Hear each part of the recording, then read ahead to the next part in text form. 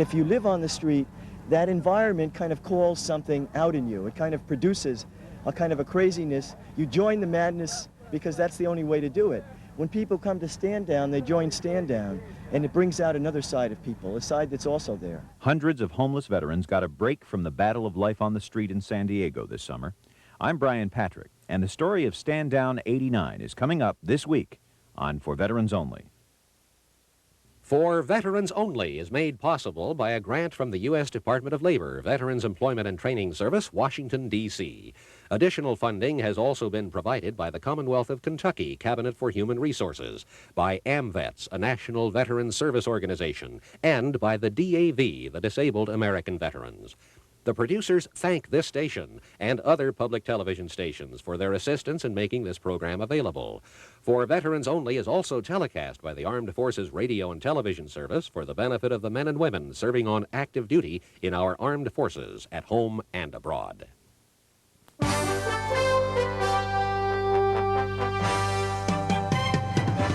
For Veterans Only is a national television news magazine for America's veterans and a presentation of Veterans Productions USA. Reporting for Veterans Only is Jim Clay. As we settle down in bed each night, hundreds of thousands of Americans prepare for another night on the streets. They are the homeless, and an estimated 30% are veterans. There is no solution to this problem, but as Brian Patrick reports from San Diego, the military stand-down concept is being applied to begin to break the cycle of homelessness. Homeless American, you've fallen through the crack. Homeless American, what's left is on your back.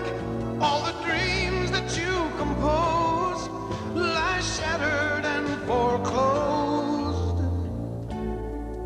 And so when you're out in the streets, you sleep, but you sleep with one eye open. You see what I'm saying? And you might, like you too much drinking, you fall out somewhere and then you crash, right? And but you still, your ears are still open, and you say, oh man, and that you can't really get a good sound sleep. I just thank God they're young enough not to realize, that I'm messing up right now. These homeless Americans have more in common than their homelessness. They're all veterans now struggling day by day to survive on the streets of the nation they served. They are people who wore the uniform in a time of need, served this country, made it possible for all of us to enjoy our freedoms and enjoy the prosperity of this great economy of ours, and yet 165,000 of them have fallen between the chairs. People who wore the uniform. The problem is common in cities across America. Here in San Diego, for the second year in a row, homeless veterans are finding help at Stand Down 89. Most guys know what a stand down is. That's going from a time of intense readiness and combat alertness to one of rest and security and safety. The #1 goal of Stand Down, sponsored by the Vietnam Veterans of San Diego, is immediate relief from homelessness. Being homeless is a battle in and of itself, and it's very stressful. So this provides some relief from that. Secondarily, to provide them access to the wide range of services that we have on site, including legal, medical, social services, clothing, showers, haircuts, legal counseling, adjudication of court cases. And by virtue of that, we access those men to those services, they're liable to break out of that cycle of homelessness. Third, and perhaps just as important, is to raise our community and our nation's awareness of the issue of homelessness, and in particular the issue of homeless veterans. More than 500 homeless veterans found their way to the grounds of San Diego High School in mid-July, willingly accepting the chance to break the isolation of their daily lives. People on the street are isolated. It's really scary to be on the street. You don't feel safe most of the time. You feel like your goods are going to be ripped off. Somebody's going to knife you in the back. And so here, for a little while, they can put aside those issues of safety, those issues of fear that they have, and they can begin to trust. Dr. John Natchinson coordinates the Stand Down program for Vietnam Veterans of San Diego. Each homeless veteran is teamed with about 25 others in a tent which will become home for the weekend. So the first thing that happens is people get into a support group, they meet other homeless veterans, they get to meet some mental health people from the community, and some peer counselors who are homeless veterans once themselves. Once they're involved, then I think we often have a better chance to encourage them to make use of legal, to make use of medical, to get involved with the vet center. It seems like motivation is a big part of it. And, you know, you can spread the table, but you can't make people eat. And so what we really try and do is create a program where people get motivated and they feel this is a great thing. I really want to be part of this. Thousands of volunteers from more than 50 public and private agencies are here to reach out to these veterans. It's the kind of event where people get to come and they get to do something positive. They get to see an immediate result of their work, and it makes us all feel good for being veterans. And it's what it's all about, veterans helping veterans. We look at this as a hand up, not a handout. A haircut, a hot shower and a meal, a good night's sleep without having to look over your shoulder are things that we take for granted. But for these homeless veterans, this is a rare treat. It is an opportunity to break the cycle of loneliness that is their life from day to day. It's awful. It's awful because there's really no place to stay. And if you don't have ID, you can't get hardly any services. Well, I wasn't able to go look for a job because, you know, you got to have ID. And me being Hispanic, they always ask me, well, are you a United States citizen? Ironically, identification is what many of these people lack. And cards issued by the Department of Veterans Affairs are very popular. A lot of these street people, for various reasons, have lost or have had driver's license stolen from them, whatever. As they move about, they tend to lose these sorts of things, and personal ID cards are real important, essential for folks cashing welfare checks and applying for benefits and so forth. So when the veterans register in, the computer system verifies their veteran status. They're then called by tents to the VA tent, and they're issued picture ID cards. And these things are fantastic. They verify the date of birth, and they measure them and weigh them, and it's a real ID card, and it's signed by the director of the VA that states the information on here is verified. Because of their situation, many of these veterans have been cited by police, usually on a minor charge that compounds over time. Take, for example, somebody that has been cited for illegal lodging, sleeping in a doorway, sleeping in the park. After a period of time, or when that person is cited, they're given something to appear at court. They don't appear at court for whatever reason, because, you know, safety, a safe place to sleep, a meal in their stomach are their priorities. They're not that concerned, or can't be that concerned, about making the 9 o'clock calendar call to get that result. When they don't show up, another citation, failure to appear. And it just compounds itself. Finally, there's a warrant outstanding for the arrest of the individual. It's compounded itself. Now they've got this huge problem where there was just one little one where you or I might have the ability to go down and take care of it. These folks weren't in a position to make that a priority for themselves. At Stand Down, the San Diego Municipal Court comes to the people, offering them the opportunity to clear out this old baggage and make a new start. It's over with. At least I got it out of the way, you know. I don't have to worry about they walking up to me and stuff and saying, we got a warrant, you're on the computer. Ray Coffey will gladly work 20 hours of community service at the Salvation Army for a chance to begin again with a clean slate. Because you don't never know when the police gonna come up and say, well, we got a warrant for your arrest, or you be in the street and be in something, they stop you and they say, well, we already got a warrant for you, and then you wind up in jail to do that time on these old tickets. Homeless veterans appearing before Judge Mac Amos have been assured they will not be jailed. That's not to say they'll get off scot-free. Well, depending on the defendant and the type of case, the person may need counseling for mental or psychiatric problems. He may need help, so I would direct as far as obtaining employment. They're setting up what I call a volunteer bureau situation. Many of these people, if they plead guilty, they won't have money to pay fines. We've set up a situation where they can do volunteer work in lieu of the payment of fines, that type of thing. Bob Brower is feeling a lot better after Judge Amos dropped the charges against him. They were minor, but still a roadblock to a better life. Well, they were hanging over my head, all right. I couldn't get my driver's license or nothing like that, and now I'll be able to do that. I'll be able to go and get an abstract from the court and take it to the DMV and get my driver's license. Think this might help to turn things around a little bit for you? It should. Should help a lot. Steve Watson feels pretty good about the fresh start that he can now make since the charges against him were dropped.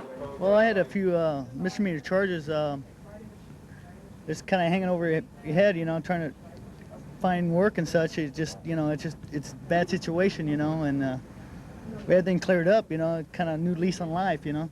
About 90 attorneys with the San Diego Bar Association have volunteered their services not only for this court, but for follow-up legal services that could help turn a life around. These attorneys on these panels are capable of dealing with a variety of civil problems that these folks might deal with, whether it be spousal support, child custody issues, landlord-tenant, governmental benefits, bankruptcy issues, things like that. These attorneys are capable of helping these guys reach what the objective here is, that positive psychological atmosphere. When they leave here, not only have their medical wounds been tended, their psychological wounds been tended to, not only are they aware possibly of job opportunities and housing opportunities, but they get rid of some of that legal baggage that weighs them down on the streets and keeps pushing them down so they can't get up. Everywhere you turn at Stand Down, homeless veterans are being offered a helping hand. Most of them are not looking for a handout. They asked me if I wanted to go on that general relief program, but I leave that for the people that need it. You know, I can go to work. George Brewster recently went back to work with a security firm, but ran into a roadblock. They supply all of your uniform, but the shoes and the socks. So I've got some nice black shoes and socks this morning, 2 pairs. Is that right? Yeah. Seems a small thing, but it's important, huh? It is important when you're broke. I mean, I've only got maybe $30, $40. A pair of shoes could cost that. When you're homeless and broke, food is a luxury. This kind of feast is unheard of. The veterans and their families who make it possible add caring and love to the food and drink. My people have just rallied and just love it, as you can see. And all the food and everything is all donated, and we round up everything we possibly can, donation and whatnot. We contribute each post, contributes money for it, and we end up buying what we need to do. And we try to make these people as welcome as we can possibly do. This is our way of saying welcome home. After a restful night and with a full stomach and clean clothes, there's even time for creativity at Stand Down. Julia Gale calls this the fun corner. It's a chance to express themselves where someone's going to hear it. When they're out just trying to survive, who's listening? We've all become a little deaf to whether they're asking for change or food or just respect as a human being. I think we've become deaf and immune to it. There's no shortage of people who are willing to listen at Stand Down. Dan Gautier, chopper pilot Johnny McKay on TV's Tour of Duty, finds it hard to believe so many veterans are homeless. It's shocking, you know. It's amazing that that a country as great as ours would let that happen to people that serve our country for what we all believe in. Dan likes mixing with these guys to learn more about their experience, especially from those who served in Vietnam. Probably the most interesting thing to me coming to events like this, besides just the fact that I'm supporting the event, is to be able to talk to veterans and to find out more about the war, because of course I'm 25 years old right now, and it was way before my time. I was born in '63. Even President Bush, himself a combat veteran, sent a message to Stand Down. We Americans owe a lasting debt of gratitude to those who have defended the freedoms we cherish, and we must assist those who sacrificed for our country and are now homeless. The Department of Veterans Affairs is leading a comprehensive effort to combat homelessness, but while government support is necessary, private citizens such as you can do a great deal to assist our veterans. Stand Down 89 exemplifies the spirit of voluntary service that has always been our nation's greatest strength. Your generosity sends a message of love and concern that no federal program could match. I commend you for doing so much on behalf of homeless veterans. It's been a good weekend for those here, the people who came looking for help and those offering it. When Operation Stand Down ends, what was started here will not. The real success of Stand Down will come with the ongoing effort to help these veterans fit back into society. If you really want to do something about this problem, you have to commit yourself to it. Not every person you deal with is going to be the success story. Recognize that some of them are going to end up back on the streets again, but just keep that helping hand out. And eventually, I think we can overcome this problem if we really commit ourselves to it. It's difficult to track people that have no address, but to the extent that we can, we're trying to keep them in the loop. It's like they've become part of the veteran community by joining us, and we want to keep them part. They feel better again. They remember that they are veterans, that they did have proud service, that there are people that care about them, that really genuinely have some affection for them as human beings. Homeless American, I'll help you when you're down.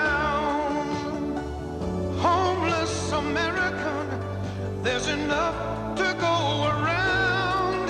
It's the least we can extend to our fellow countrymen. And so it goes. What we want to do is follow up and make sure that once they come in here and commit themselves to do something about their problem, that we have the agencies standing by and ready after they leave, stand down on Monday and Tuesday and Wednesday to provide those services on a long-term basis and help them work their way out of this homeless syndrome. To our veterans out on the street, our debt is overdue. You fought for freedom, surely I can find a place for you. Homeless American, I'll help you when you're down. Homeless American, there's enough to go around. It's the least we can extend to our fellow countrymen. And so it goes. Because veterans' benefits are constantly changing, the Department of Veterans Affairs has prepared a special booklet entitled A Guide to Veterans' Benefits. For a free copy of this informative and timely publication, write to VA Hotline, Post Office Box 1777, Louisville, Kentucky 40201. If you're experiencing a particular problem in qualifying for veterans' entitlements, the Department of Veterans Affairs will provide you with direct assistance. Address your correspondence to VA Hotline, Post Office Box 1777, Louisville, Kentucky 40201.